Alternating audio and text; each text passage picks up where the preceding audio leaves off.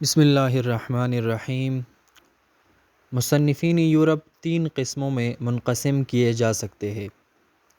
Number 1، جو عربی زبان اور اصلی ماخذوں سے واقف نہیں، ان لوگوں کا سرمایہ معلومات اوروں کی تصنیفات اور تراجم ہے۔ ان کا کام صرف یہ ہے کہ اس مشتبہ اور ناکامل مواد کو قیاس اور میلان طبع کے قالب میں ڈال کر دکھائے۔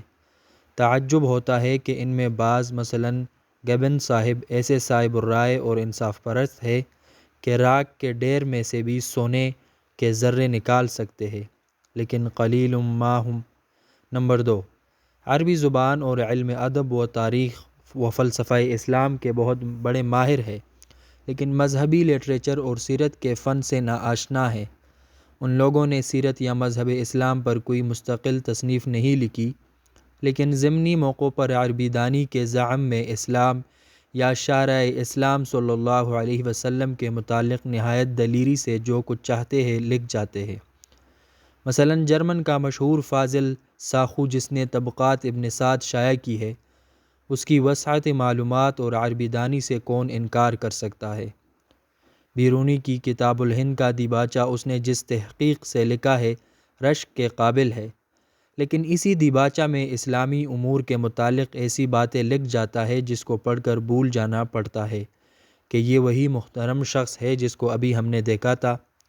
نولدی کی جرمنی نے قرآن مجید کا خاص مطالعہ کیا ہے، لیکن انسائکلوپیڈیا جلد 16 میں قرآن پر اس کا جو آرٹیکل ہے، جا بجا نہ صرف اس کے تعصب بلکہ اس کی جہالت کے راز پنہا کی بھی پردہ دری کرتا ہے۔ نمبر 3، وہ مستشرقین جنہوں نے خاص اسلامی اور مذہبی لٹریچر کا کافی مطالعہ کیا ہے، مثلاً پامر صاحب یا مارگلیوس صاحب، ان سے ہم بہت کچھ امید کر سکتے تھے، لیکن باوجود عربی دانی، کثرت سے مطالعہ، تفحص سے کتب کے، ان کا یہ حال ہے کہ دیکھتا سب کچھ ہوں لیکن سوچتا کچھ بھی نہیں۔ مارگلیوس نے مسند امام احمد بن حنبل کی 6 ضخیم جلدوں کا ایک ایک حرف پڑھا ہے، اور ہم دعویٰ سے کہہ سکتے ہیں کہ ہمارے زمانے میں کسی مسلمان کو بھی اس وصف میں اس کی ہمسری کا دعویٰ نہیں ہو سکتا۔ لیکن پروفیسر موصوف نے انحضرت صلی اللہ علیہ وسلم کی سوانح عمری پر جو کتاب لکھی ہے، دنیا کی تاریخ میں اس سے زیادہ کوئی کتاب کذب و افتراء اور تعویل و تعصب کی مثال کے لیے پیش نہیں کر سکتی۔ اس کا اگر کوئی کمال ہے تو یہ ہے کہ سادہ سے سادہ اور معمولی سی معمولی واقعہ کو، جس میں برائی کا کوئی پہلو پیدا نہیں ہو سکتا، صرف اپنی تباہی کے زور سے بدمنظر بنا دیتا ہے۔ ڈاکٹر اسپرنگر جرمنی کے مشہور عربی دان ہیں، کئی سال مدرسہ عالیہ کلکتہ کے پرنسپل رہے۔ لکھنؤ میں آ کر شاہی کتب خانے کی رپورٹ لکھی جو ہماری نظر سے گزری ہے۔ حافظ ابن حجر کی کتاب الاصابہ فی احوال الصحابہ اول انہی نے تصحیح کر کے کلکتہ میں چھپوائی، لیکن جب انحضرت صلی اللہ علیہ وسلم کی سوانح عمری پر ایک مستقل ضخیم کتاب 3 جلدوں میں لکھی تو ہم حیرت زدہ ہو کر رہ گئے۔ حاشیہ نمبر 1، یہ کتاب جرمن زبان میں ہے۔ میں جرمن نہیں جانتا، لیکن اس کے اقوال اکثر اور مصنفین نے نقل کیے ہیں اور وہ ہماری نظر سے گزرے ہیں۔ حاشیہ ختم ہوتا ہے۔ یورپین مصنفوں کی غلط کاریوں کی بڑی وجہ تو وہی ان کا مذہبی اور سیاسی تعصب ہے، لیکن بعض وجوہ اور بھی ہے جن کی بنا پر ہم ان کو معذور رکھ سکتے ہیں۔ نمبر 1، سب سے بڑی وجہ یہ ہے کہ ان کا تمام تر سرمایہ استناد صرف سیرت و تاریخ کی کتابیں ہیں، مثلاً مغازی، واقدی، سیرت ابن ہشام، سیرت محمد بن اسحاق، تاریخ طبری وغیرہ۔ اور یہ ظاہر ہے کہ کوئی غیر مسلم شخص اگر انحضرت صلی اللہ علیہ وسلم کی سوانح عمری مرتب کرنا چاہے گا تو عام قیاس یہی رہبری کرے گا کہ اس کو تصنیفات سیرت کی طرف رجوع کرنا چاہیے، لیکن واقعہ یہ ہے کہ سیرت کی تصنیفات میں سے ایک بھی نہیں جو استناد کے لحاظ سے بلند رتبہ ہو، چنانچہ اس کی بحث اوپر گزر چکی۔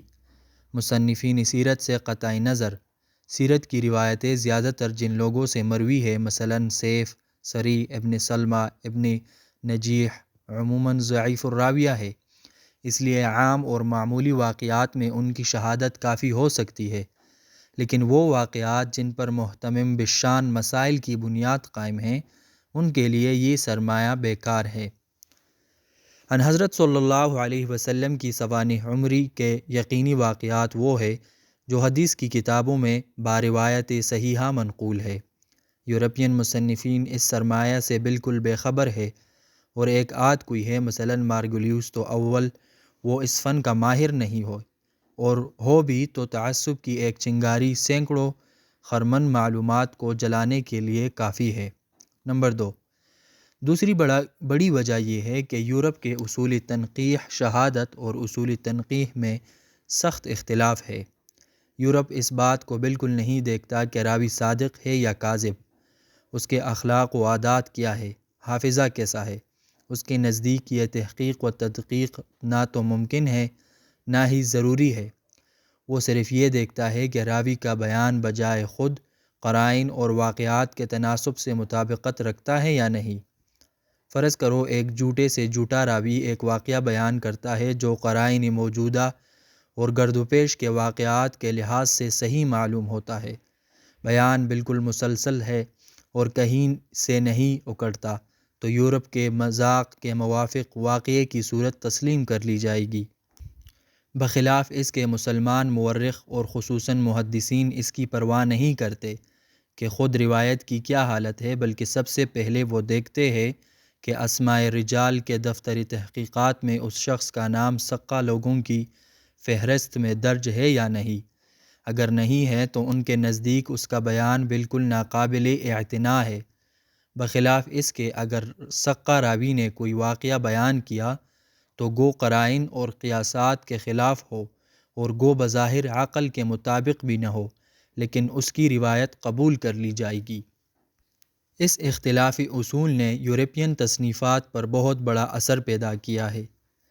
مثلاً اہل یورپ واقعی کے بیان پر سب سے زیادہ اعتماد کرتے ہیں، جس کی وجہ یہ ہے کہ واقعی کا بیان نہایت مسلسل اور مربوط ہوتا ہے، جزئیات کی تمام کڑیاں باہم ملتی چلی جاتی ہے، واقعات میں کہیں خلا نہیں ہوتا، جو چیزیں کسی واقعے کو دلچسپ بنا سکتی ہے سب موجود ہوتی ہے۔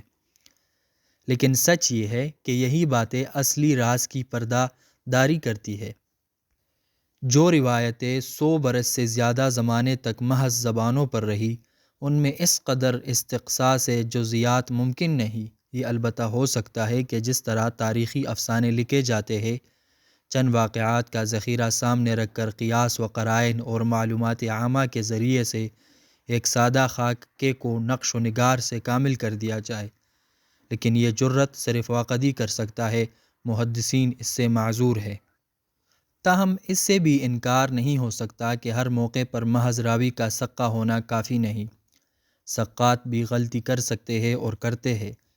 اس لیے ضرورت ہے کہ درایت کے جو اصول محدثین نے قائم کیے ہیں اور جن کو بعض جگہ وہ بھول جاتے ہیں، ان کی نہایت سختی کے ساتھ پابندی کی جائے۔ یورپین تصنیفات کے اصول مشترکہ۔ یورپین مصنفین ان حضرت صلی اللہ علیہ وسلم کے اخلاق کے متعلق جو نکتہ چینیاں کرتے ہیں یا ان کی تصنیفات سے جو نکتہ چینیاں خود بخود ناظرین کے دل میں پیدا ہوتی ہے، حسب ذیل ہے۔ نمبر 1، ان حضرت صلی اللہ علیہ وسلم کی زندگی مکہ معظمہ تک پیغمبرانہ زندگی ہے، لیکن مدینہ جا کر جب زور و قوت حاصل ہوتی ہے تو دفعتاً پیغمبری بادشاہی سے بدل جاتی ہے، اور اس کے جو لوازم ہے یعنی لشکر کشی، قتل، انتقام، خون ریزی خود بخود پیدا ہو جاتے ہیں۔ نمبر 2، کثرت ازدواج اور میلا الی النساء۔ نمبر 3، مذہب کی اشاعت جبر اور زور سے۔ نمبر 4، لونڈی غلام بنانے کی اجازت اور اس پر عمل۔ نمبر 5، دنیا داروں کی سی حکمت عملی اور بہانہ جوئی۔ اس بنا پر ہماری کتاب کے ناظرین کو تمام واقعات میں اس نقطے پر نظر رکھنی چاہیے کہ یہ اعتراضات تاریخی تحقیقات کے معیار میں بھی ٹھیک اتر سکتے ہیں یا نہیں۔ اصولی تصنیف اور ترتیب۔ ہم نے اس کتاب میں جو اصول اختیار کیے ہیں اب ان کے بتانے کا وقت آ گیا ہے۔ نمبر 1، سب سے پہلے یہ کہ سیرت کے واقعات کے متعلق جو کچھ قرآن مجید میں مذکور ہے ان کو سب پر مقدم رکھا ہے۔